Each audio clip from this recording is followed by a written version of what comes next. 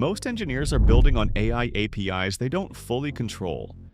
In this video, we'll break down the 8 layers that power every modern AI system, from the math that captures meaning to the infrastructure that keeps it all running. Whether you've heard these terms 100 times or you're encountering them fresh, by the end you'll have a clear mental model of how they fit together.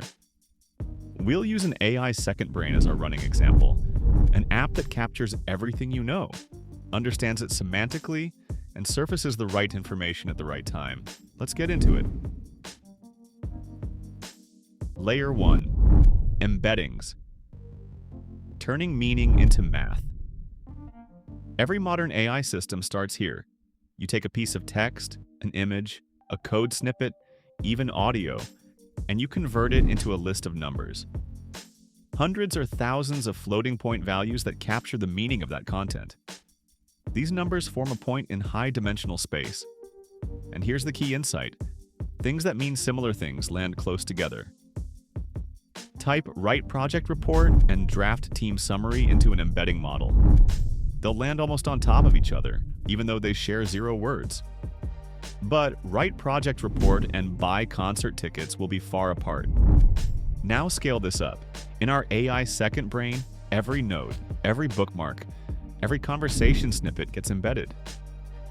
Text, images, code, all living in the same mathematical space. This is called multimodal embedding. You can search across types. Drop in a screenshot and find the meeting notes that discuss the same topic. The embedding layer is invisible to users, but it's the foundation everything above depends on. Get this wrong and nothing else works. Layer 2. Vector databases. The long-term memory of your AI system.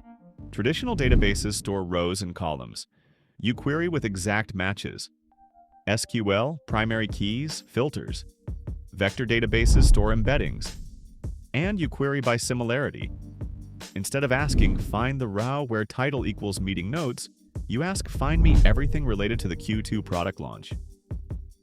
The database computes distances between your query embedding and millions of stored vectors. The closest ones are your results.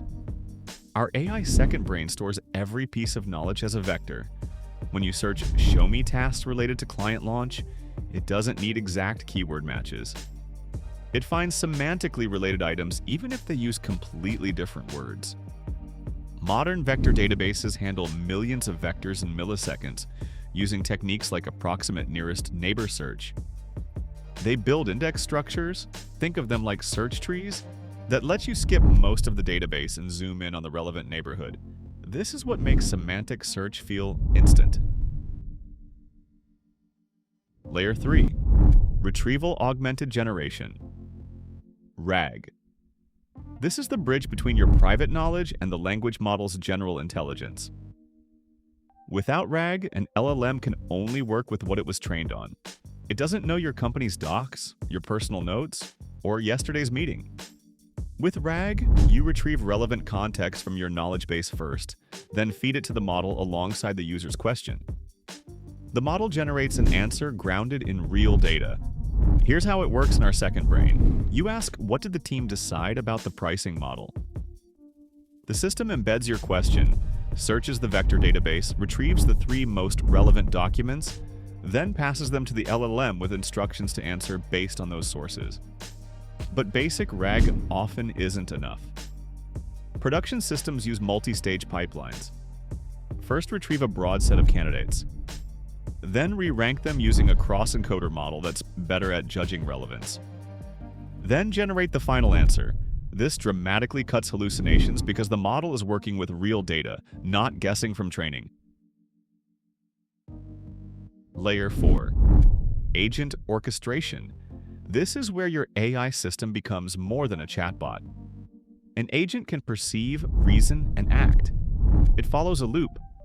Observe the current state. Think about what to do. Take an action.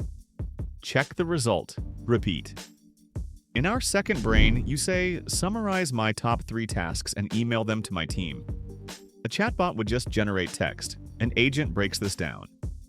Step 1. Retrieve tasks from the knowledge base. Step 2. Prioritize by deadline and importance. Step 3, draft a summary. Step 4, call the email API. Step 5, confirm delivery. This is the React pattern. Reason, then act. Think step by step, check results, adjust course. Now scale this further with multi-agent architectures. A planner agent decomposes the goal. Executor agents handle individual tasks.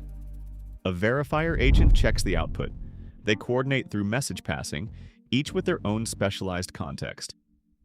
The orchestration layer decides when to use which tool, when to ask the user for clarification, and when to loop back and retry. Layer 5. The Model Context Protocol, MCP. Think of it as USB-C for AI. Before USB-C, every device had its own charger, a different cable for your phone, your laptop, your headphones. MCP solves the same problem for AI tools. Before MCP, connecting your AI assistant to your calendar required a custom integration. Connecting to your database, another custom integration. Every tool, every service, a bespoke connector. MCP creates one universal protocol. The same AI assistant can organize tasks, pull calendar events, query your database, and update documents all through one consistent interface. For our second brain, MCP means the system isn't locked into one ecosystem. It can connect to Notion for notes, Google Calendar for events, GitHub for code, Slack for conversations, all through standardized tool definitions. And future tools you haven't even heard of yet will work the same way. No custom code needed. Layer 6. Guardrails and safety. This is the immune system of your AI stack. Every input gets validated before reaching the model. Is this a prompt injection attempt? Is someone trying to extract system instructions? Is the request within the allowed scope? On the output side, every response gets filtered. Did the model generate harmful content? Did it leak private data? Did it hallucinate a dangerous instruction? In our second brain, guardrails prevent the system from exposing one user's data to another. They block attempts to manipulate the agent into taking unauthorized actions. And they ensure generated summaries stay faithful to the source material. Without guardrails, your agent is a liability. An AI system that can be manipulated, that leaks data, or that generates harmful content isn't a product. It's a risk. This layer is not optional. It's the difference between a weekend demo and something you can actually ship to real users. Layer 7. Observability. You can't improve what you can't measure. In a traditional app, observability means logs, metrics, and traces. In an AI system, it means all of that plus evaluating quality at every layer. Which retrieval step failed? Which agent took a wrong path? Which response hallucinated? You need traces that follow a request through the entire pipeline, from the user's question through embedding, retrieval, re-ranking, agent reasoning, tool calls, and final generation. Each step gets quality scores. Were the retrieved documents relevant? Was the agent's reasoning sound? Did the output match the source material?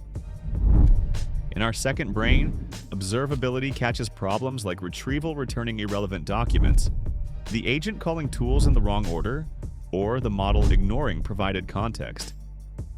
The feedback loops are what make the system get better over time.